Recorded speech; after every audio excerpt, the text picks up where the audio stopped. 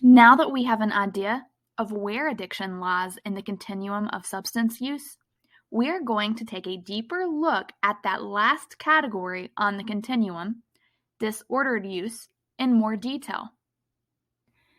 Disordered use is defined through the Diagnosis of Substance Use Disorder in the Diagnostic and Statistical Manual of Mental Disorders, 5th edition, otherwise known as DSM-5. The DSM-5 is the classification system of mental disorders used in the United States that contains descriptions and diagnostic criteria for mental disorders, including substance use disorder.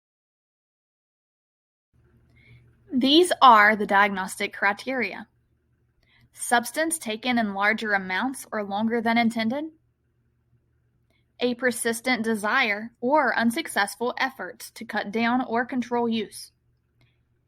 A great deal of time is spent obtaining, using, and recovering from effects. Cravings, strong desire or urge to use.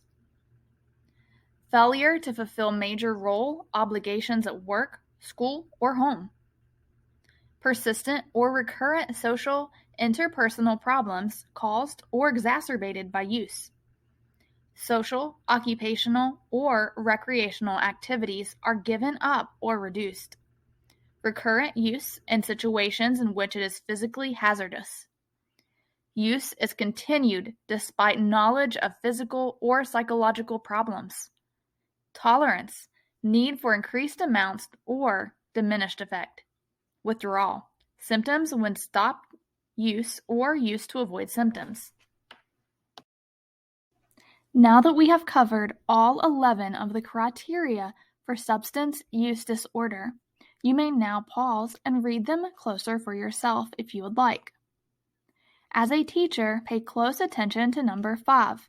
Most often, this is the one you will notice the most: failure to fulfill major role obligations at work, school, or home. Of these criteria, 0 to 1 would result in no diagnosis. 2 to 3 would result in mild substance use disorder. 4 to 5 would result in moderate substance use disorder. And 6 or more would result in a diagnosis of severe substance disorder. A criterion is only considered toward diagnosis if it has been demonstrated as a repeated pattern over the past 12 months. Created using Powtoon.